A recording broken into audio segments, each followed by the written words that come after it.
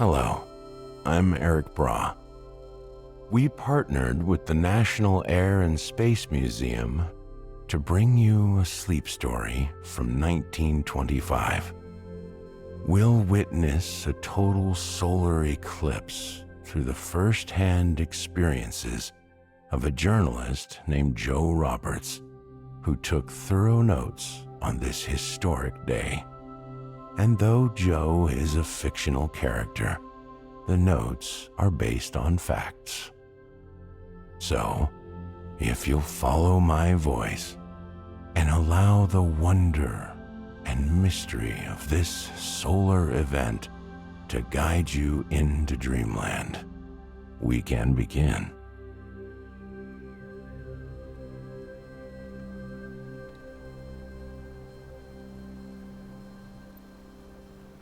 Saturday, January 24th, 1925.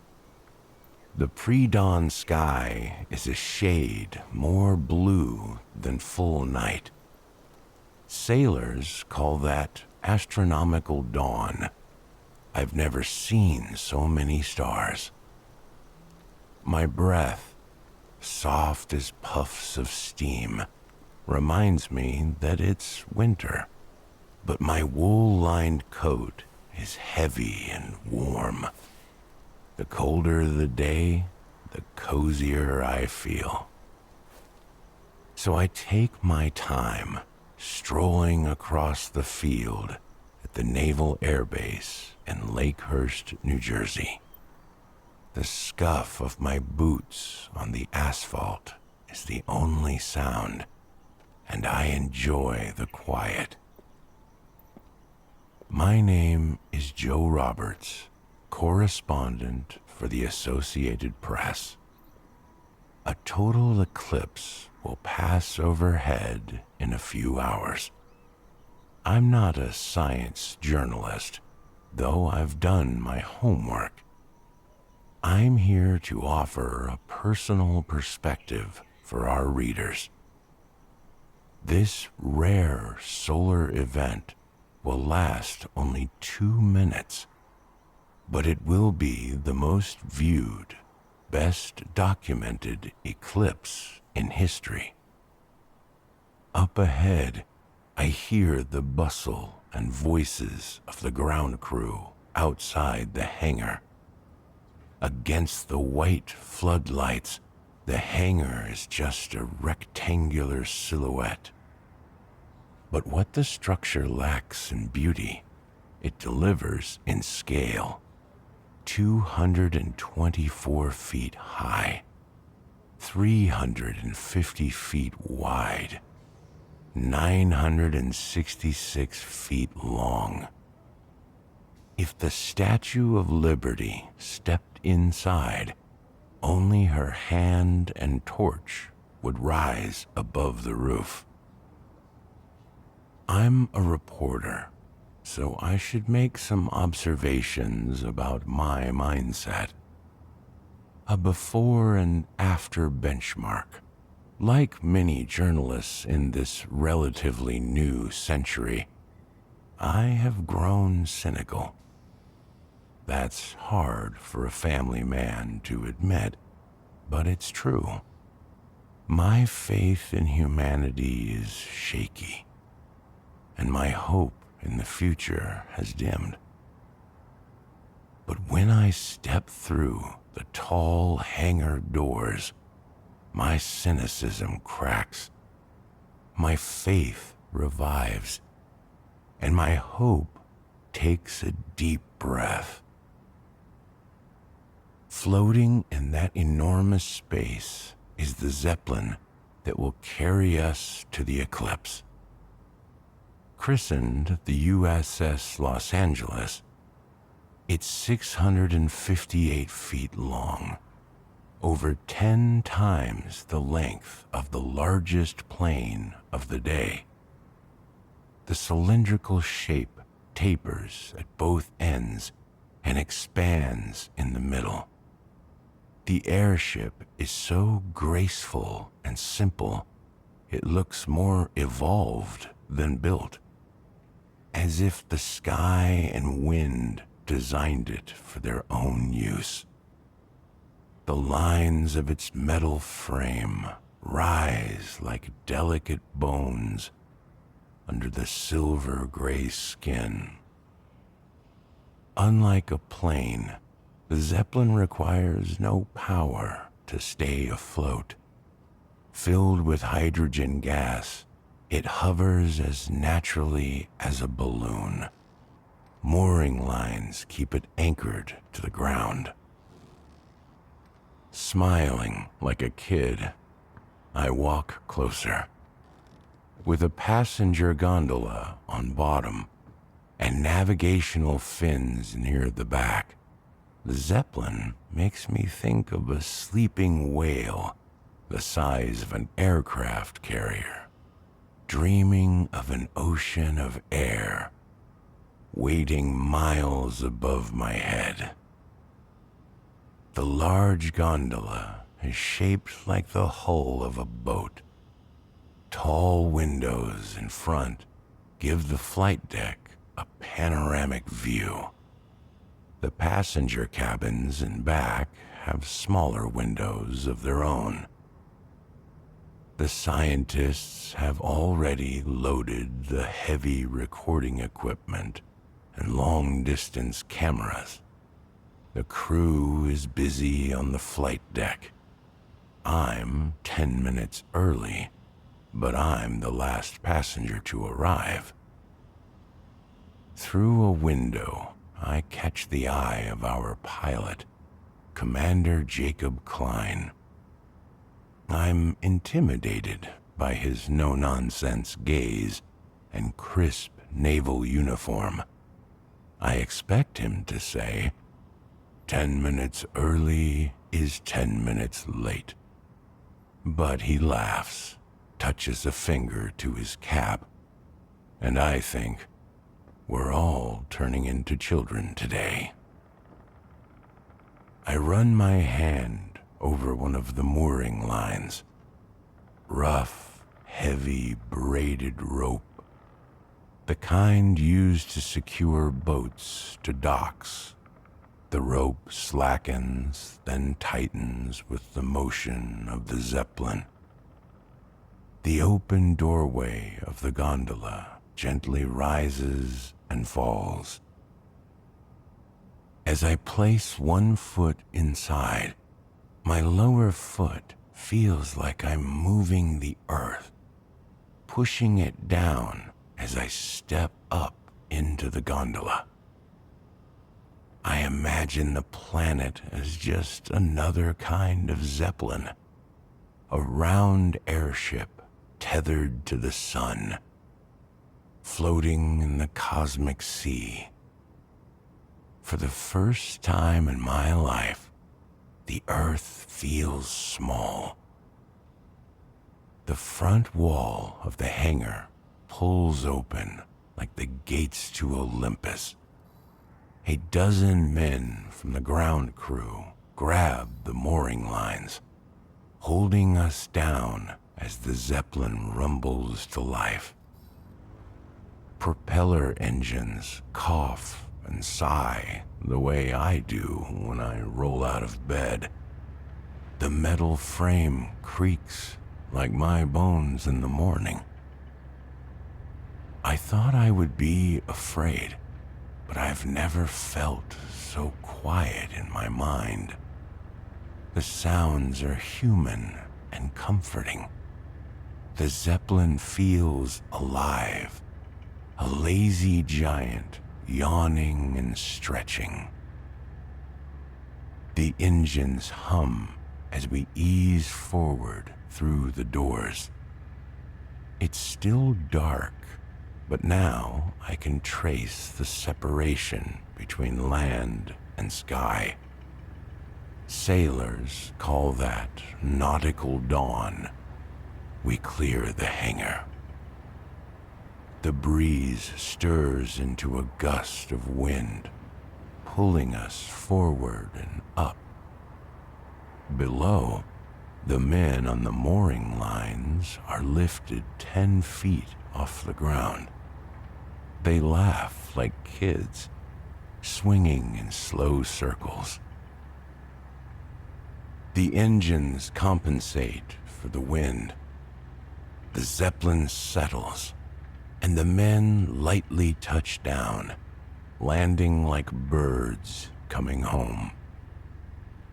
Commands are given, ropes are released, and the USS Los Angeles tilts upward, the world's largest kite catching the wind.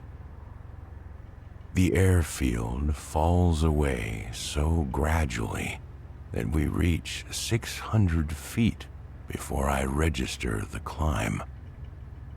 Stars dissolve in the dark blue, and with each star the sky lightens. Sailors call that civil dawn, the illuminated hour before the sun appears. Looking down, the airfield is the size of a playing card. Scanning ahead, New Jersey flattens into a relief map. Farther east, the ocean stretches like a silk blanket tucked into the gold horizon line. There's nothing to block or distract or divide our view. We are all one on this one airship, and I think if we can do this together, we can do anything together. That makes me smile. I'm not naive. I know airships have been used for war, but that wasn't the original intention. I once interviewed the Wright brothers. Orville said, "The desire to fly is an idea handed down to us by our ancestors who, in their grueling travels across trackless lands, looked enviously on the birds soaring freely through space above all obstacles on the infinite highway of the air." That was the intention. That was the shared dream. I not only feel that today, I believe it. I make a note to examine these thoughts and emotions later. I'm surprised at how easily I have released the mooring lines of my cynicism. The Zeppelin isn't just lifting my body, it's lifting my soul into the sky. At 1,000 feet, we cross Asbury Park, pass over Jersey's lower bay, and move north along the coast. I stand by an eastern window and face the horizon. This will be my first sunrise from above, and I want to see every moment. The sun appears as a bead of fire, then an arc of flame, then an amber half circle, then a full golden sphere lifting from the dark water. The sky pulses from royal blue to sapphire to azure. I can't imagine how anything, even the moon, could eclipse so much light. The gondola is enclosed, but not heated or soundproofed. The scientists wear Arctic coats with fur hoods, like curious polar bears. The engines create a reassuring white noise. Commander Klein announces 2,000 feet. We enter a wall of heavy cloud. Our endless view is diminished by white mist, with ragged gaps of blue showing through. Then, even the white and blue are gone. We move through shades of charcoal and gray. The shifting patterns suggest divine shapes to the imagination. Everyone becomes calm and still as the gondola darkens. Mysterious shadows flit across the windows.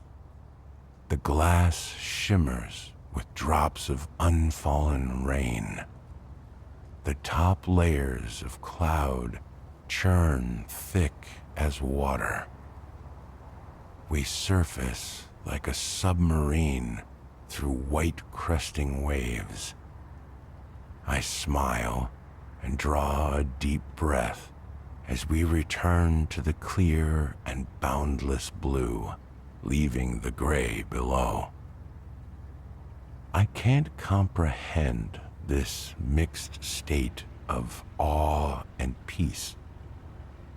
Turning in a half circle, I see windows all around the flight deck, each frame filled with Orville Wright's infinite highways. And that's only the beginning. Behind this sky spins a solar system, held in the arms of a galaxy, adrift in an expanding universe. My daydreams are interrupted by another journalist, Watson Davis, assistant editor of the Science News Service. He sends the first message back to New York. Off Coney Island, past clouds at 2,000 feet. Altitude now reads 3,000. Cruising speed 70 knots.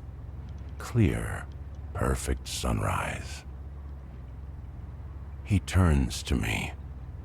Here we are, two journalists, 3,000 feet above the earth, with nothing to report but wonder. We look at each other, smile, and shake our heads. I leave the flight deck, follow a narrow corridor, and meet scientists on the starboard side. Some of the windows have been removed to give them a clear view.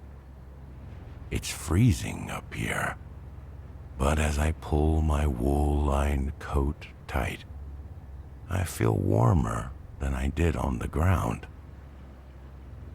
A few scientists unpack long focus cameras that will capture the sun's corona around the moon. I watch another man adjust a telescope-like device on a tripod. He calls it a spectrograph and claims it will separate rays into wavelengths, revealing the chemical composition of the sun from 93 million miles away. He casually describes this miraculous tool the way I might describe a pocket magnifying glass. He's more at home with progress than I am.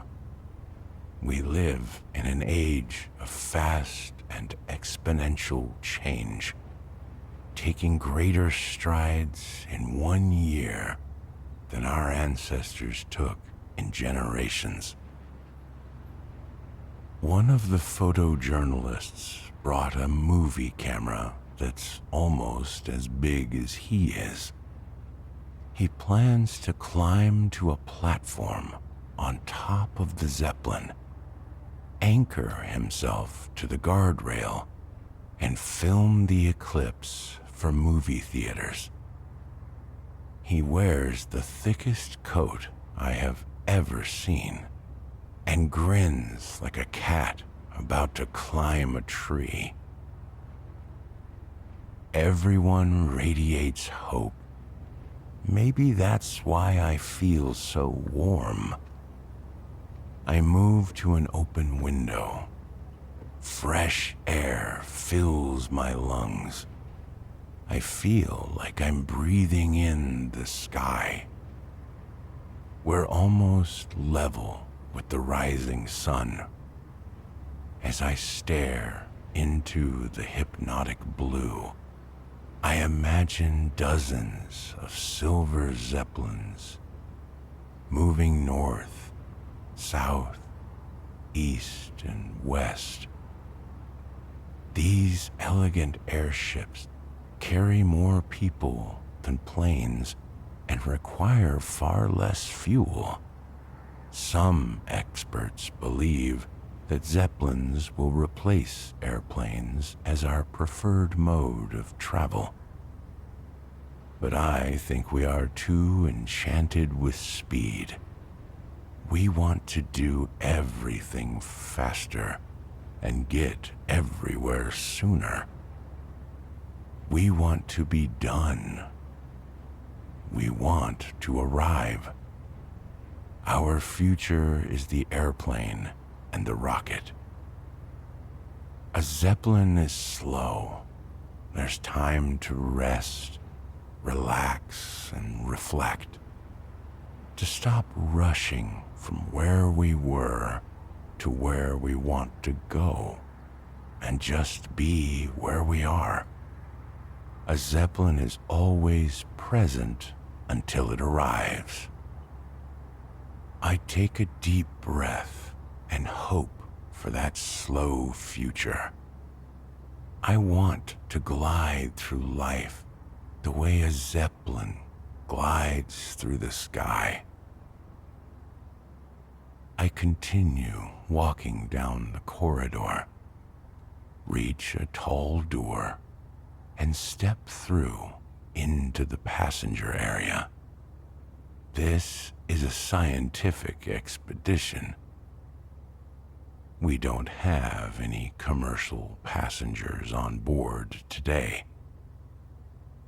But the USS Los Angeles was built for commercial use, and I can imagine the elegant cabins filled with families.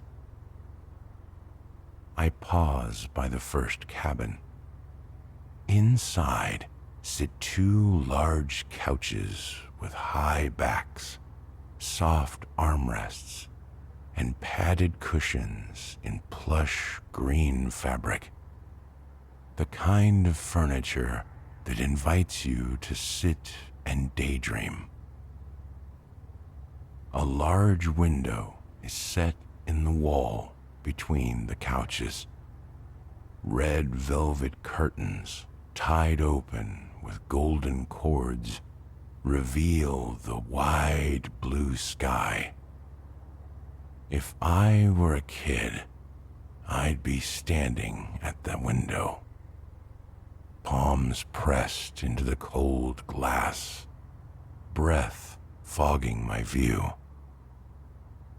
I sit on a couch, sink into the comfort, breathe deep, and open my notebook. But as I gaze out the window, down at the map of the world, my notes surrender to memories. When I was 8 years old, I witnessed my first eclipse. We lived in Rawlings, Wyoming. Dad removed a pane of glass about the size of the family Bible from our kitchen door.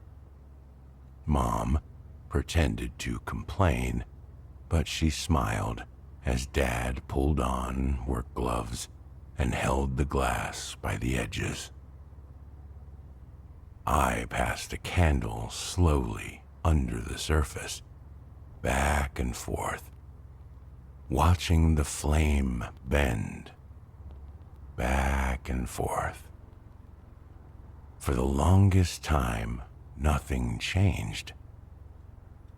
Then the glass darkened until Dad held a rectangle made of smoke. It was a bright summer day. The whole town camped outside. Kids sold small squares of smoked glass for a penny. My teacher, Mrs. Kirby, made pinhole cameras by drilling holes in pieces of wood. Dad held one side of our blackened kitchen window. I held the other. I can still feel my face pressed against his. He explained the sun was 400 times larger than the moon, but it was also 400 times farther away. That's how our mouse of a moon could eat the big cheese of the sun. Mom laughed, tapped him on the shoulder, and said it was her turn. I vividly remember how my young mind felt that day. How I tried to put it all together. Me standing on planet Earth. The moon moving between me and the sun. What did it all mean? After the eclipse, Dad reset the pane of glass in the kitchen door. But instead of cleaning the smoked surface, he left it as a reminder that there was a universe out there, and it was bigger than we are. Someone calls my name. The memories fold into the moment like a page tucked into my notebook. I glance up and see Watson Davis standing in the doorway. He smiles and says, "It's almost time." We make our way back to the flight deck. Commander Klein explains that the Zeppelin is holding at 5,000 feet. We're about 60 miles east of New York, though at this height, the world's largest city looks like a village. This position will place us in the center of the moon's shadow and provide the fullest view for the longest time. I scan the sky, expecting to see the full moon approaching the sun, but there's no moon. Then I remember my research. A total eclipse only occurs on a new moon. So the moon is already here, but we won't see it until it touches the sun. Even that basic astronomical fact seems magical today. We send radio messages to New York. Voices are lost in atmospheric static. The young communications officer switches to his second language, Morse code. Hunched over the telegraph key, he taps our observations to the city and translates their replies. The dots and dashes rise above the white noise of the engines like notes played on a harpsichord. That's how we learn that millions of New Yorkers, bundled warm in the winter morning, have gathered on Broadway and Central Park, on rooftops and fire escapes from Manhattan to the Bronx.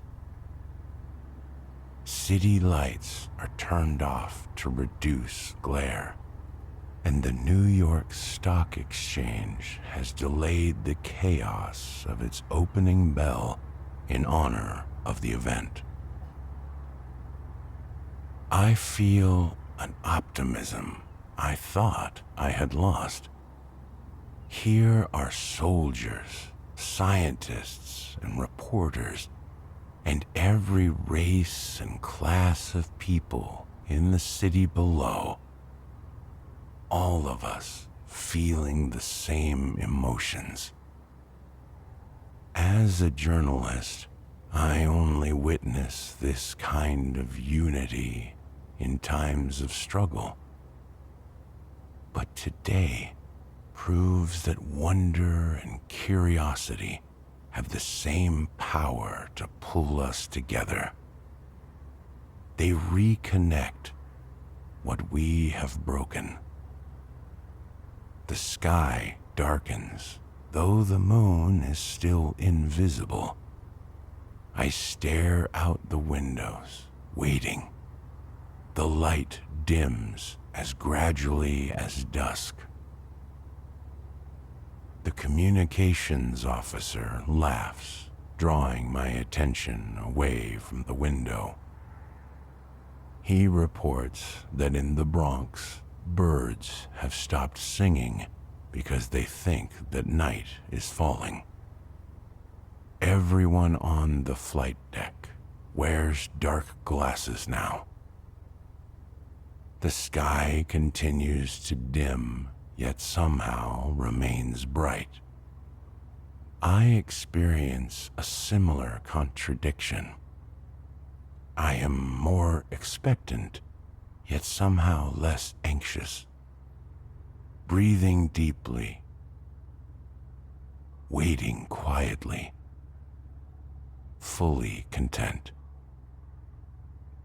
The last time I felt this anchored in a moment was when I held my newborn daughter, waiting for her eyes to open and see me. And then it happens. The edge of the moon touches the sun. It starts as a silent drop of ink. Then the drop expands into a disk, spilling over half the sun as the sky fades. I lean out a window into the cold wind and gaze down at the earth. Far to the east, a huge shadow approaches. As the moon moves across the sun, the shadow moves across the earth, pouring like a translucent wave over the Great Lakes, sweeping down the northeastern cities, rushing towards Connecticut and Massachusetts and New York. Only a crescent of the sun now remains. Then the disk of the moon blocks the star, and we are engulfed in darkness. I'm so overwhelmed. It takes a moment to remember that it's safe to remove our glasses during totality. I stare with unfiltered eyes at a beautiful and surreal image. A black sun surrounded by a burning white ring called a corona. The sky has faded into the carbon background of space. Stars reappear, scattered like gems around the shimmering crown. Down below, the air lightens again, swirling with orange, red, and gray, all the way down to a twilight ocean. By eclipsing the sun, the moon reveals the solar surface we normally can't see. The corona pulses with sheets of plasma and white light. I catch flashes of yellow and lines of red like copper wire. Bright pink flames burst without a sound above the ring, splash into space, then collapse again, each tiny flame larger than the Earth itself. The scientists glance from the eclipse to their instruments and back again, as if there is too much wonder to absorb. I don't see the photojournalist. He must be tethered to the platform on top of the Zeppelin, filming for the future. Wherever he is, I'm sure he's smiling. Standing in this bright darkness, I don't know how to describe what I see.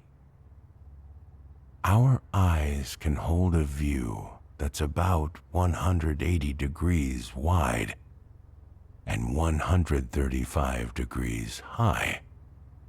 But that's a small window in such a big universe, and it calls us to be humble. I put on my dark glasses again. An arc of light appears on the edge of the black sun, expanding into a golden crescent. Down on Earth, the shadow spills off the continent and pours into the Atlantic Ocean, leaving the coastline brighter than before. The sudden return of light feels somehow sacred. Maybe that's how we should rise every morning. Isn't every night an eclipse? But instead of the moon blocking the sun, it's our own planet. The sun is full again. The coal mine of space recedes, and stars fade in the softening blue. Closing my eyes and lifting my face, the light warms my skin. This experience has changed my thinking and may change my life as I follow through on these ideas. So it's hard to wrap my mind around the fact that the eclipse lasted only 2 minutes and 4 seconds. The scientists celebrate. Their astronomical cameras captured 18 images. The spectrograph recorded invaluable data, and the photojournalist filmed the full eclipse for history. Commander Klein turns the Zeppelin east, back to base. The young communications officer taps and translates messages, his fingers moving like a pianist on a keyboard. He smiles, head nodding to those metallic and musical notes. Commander Klein dictates a personal message. He says, "A most spectacular sight. The sky at the horizon was a flood of merging orange and red light.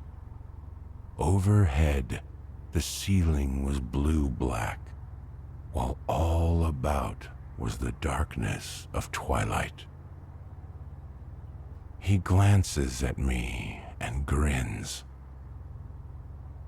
I should have known that a man who works in the sky must also be a poet. The communications officer reports that the birds at the Bronx Zoo had huddled in their nests during the eclipse. 2 minutes later, as the sun returned, they burst into song as if greeting a new day. I tell him, I know how they feel. He laughs and adds my words to his next message. The excitement and preparation have mellowed into contentment. The return trip will take the other half of the day. I stroll down the corridor to the passenger cabins. Several of the scientists and journalists sleep on the plush couches, wearing their fur coats like blankets. In one of the empty cabins, I recognize a journalist from the New York Times. He sits on one of the couches, notebook open on his knee, his eyes gazing out the window. I sit on the couch across from him. We've never officially met, but after today, it feels like we've always known each other. He smiles like he's embarrassed by his own happiness, then shows me his notebook. Dozens of lines have been written, crossed out, and rewritten. At the bottom of the page, these few words have evolved from the revisions. The great lesson of the eclipse is how closely akin we all are in this common planetary boat, out on an ethereal sea that has no visible shores. I look up from the page. He asks, "Too much?" I smile and shake my head. "No," I say. "That's just right." I turn my attention to the window. We descend through a bank of clouds, and the earth is closer. Jersey Bay sparkles in the distance. Commander Klein's voice murmurs over the intercom. 2,000 feet. We'll be home soon.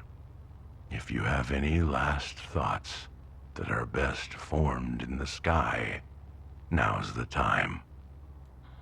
I'm about to say something to my companion when I notice he's asleep. The notebook has slipped from his hands onto the carpet, face down and open like a nested bird.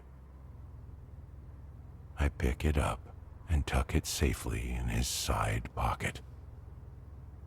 Leaning back, I gaze out the window and watch the earth move closer, like a mother gathering her children home. My eyes flutter, then close. My breathing eases into a sleepy rhythm. As the Zeppelin drifts down, I drift away. I see my parents sharing that rectangle of smoked glass. They pull me between them, and we huddle under that small window, gazing up at heaven. The moon eclipses the sun. Day turns to night. Birds and neighbors hush. Mom hugs me close, and Dad whispers, "What a world! What a miraculous